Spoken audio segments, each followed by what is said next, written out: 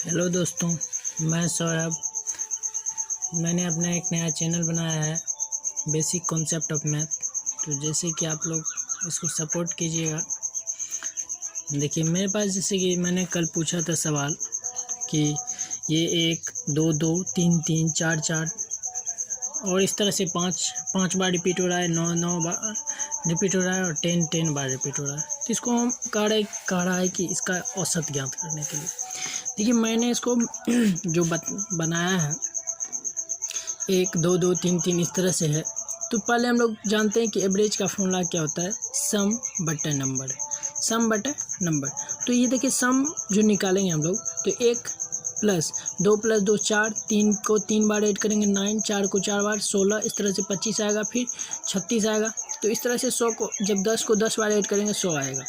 और हम लोग जब नंबर की बात करेंगे तो 1 बार है, 2 बार है, 3 बार है, 4 बार है और इस तरह से 10 बार है। तो इस तरह से हम कह सकते हैं कि एक इसको लिख सकते हैं 1 का स्क्वायर, 4 को लिख सकते हैं 2 का स्क्वायर, 9 को लिख सकते हैं 3 का स्क्वायर और 16 को 4 का स्क्वायर प्लस डॉट प्लस 10 का स्क्वायर। और इस तरह से हम नीचे की बात करेंगे तो 1 + 2 + 3 + 10 तक जाएगा। तो हम लोग जानते हैं कि इसका फॉर्मूला क्या होता है, 1/6 n × n + 1 × 2n + 1 बट अब इसकी बात करेंगे तो इसकी भी फॉर्मूला हम लोग जानते हैं कि 1/2 × n × n + 1। जब n देखिए यहाँ भी 10 है, यहाँ भी 10 है, तो ये n कट सकता है यहाँ पे। तो हम लोग यहाँ से n और n को कटा देंगे, n + n को कटा देंगे, यहाँ से 1/3। तो हम लोग कह सकते हैं कि इसका अगर ट्रिक याद रखना हो तो ट्रिक ये भी याद रख सकते हैं हम लोग कि 2n + 1/3। हम इतना करेंगे, इतना करने का भी जरूरत नहीं होगा। हम लोग जो है क्वेश्चन बनाने के दौर में रहेंगे तो जो है हम लोग कुछ याद भी रखना चाहिए हम लोग को ट्रिक जो है। तो हम लोग याद रख सकते हैं 2n + 1/3। तो यहाँ से 2 × 10 + 1/3 तो 21/3 आंसर आ गया 7। फिर मेरा सवाल दूसरा सवाल था 2 × 4 × 6 × 8 × 10 प्लस डॉट × 1000 में अंतिम से शून्य की संख्या ज्ञात करने के लिए। बहुत ही सिंपल सा सवाल था, बहुत ही क्वेश्चन जो कि बार बार सीजीएल में पूछा जाता है। देखिए यहाँ पे हम लोग पहले क्या करते हैं, 2 को बाहर निकाल लेते हैं।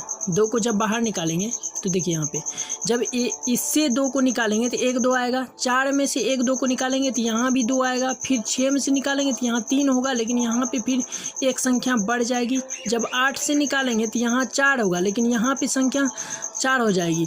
जब 10 में से निकालेंगे यहाँ 5 होगा तो यहाँ भी 5 हो जाएगा। तो इस तरह से ये जो है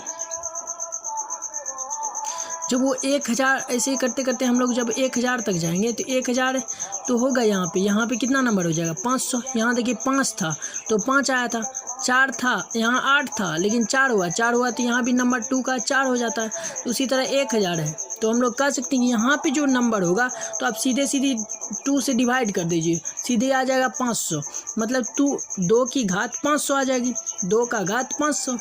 तो इस तरह से हम कह सकते हैं कि ये बच गया 1 × 2 × 3 × 4 × 5 और इसको हम लिख सकते हैं क्या 2 पे पावर 500 गुने फैक्टोरियल ऑफ 500 लिख सकते हैं ना, क्योंकि 1 × 2 × 3 × को हम लिख सकते हैं फैक्टोरियल ऑफ 500। और 500 में अब हम 5 का शून्य निकाल लेते हैं, क्योंकि देखिए आप लोग जब मैक्स 0 की बात होती है या तो 2 × 5 2 × 5 से ही 0 आता है, 10 आता है।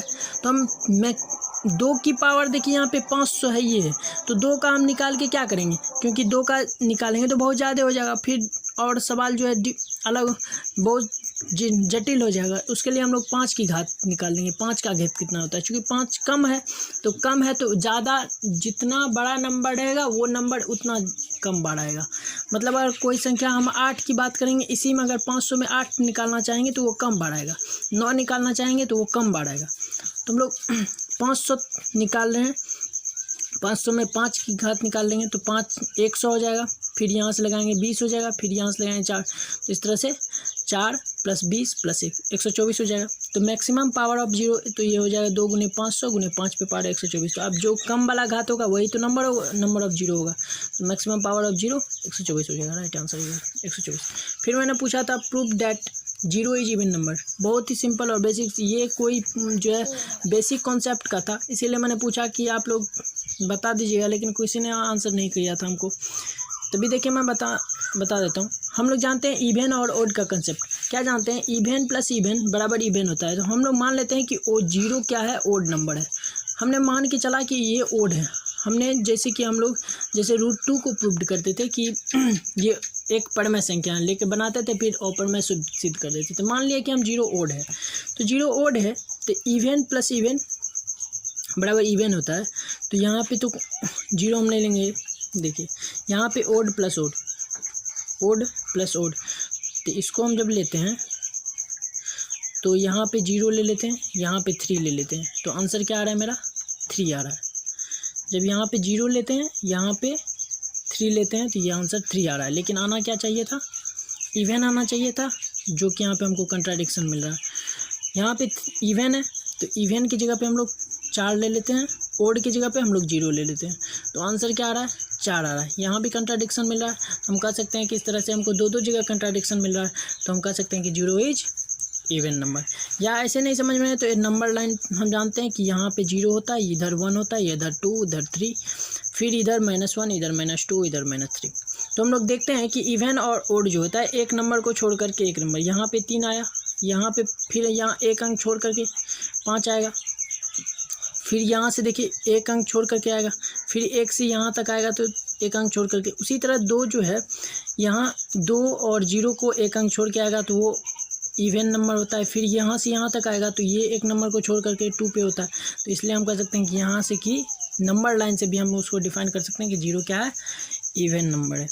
फिर लास्ट सवाल था कि 6, 4, 3, 2, 9 को एक संख्या से विभाजित किया जाता है, फिर 3 लगातार शेषफल 175, 114 और 213 हैं, तो उस भाजक के अंकों का योग ज्ञात कीजिए। अंकों का योग पूछ रहा है, भाजक नहीं पूछ रहा है, तो पहले हम लोग भाजक निकाल लिए तो उसका अंक का योग तो निकाल ही लेंगे।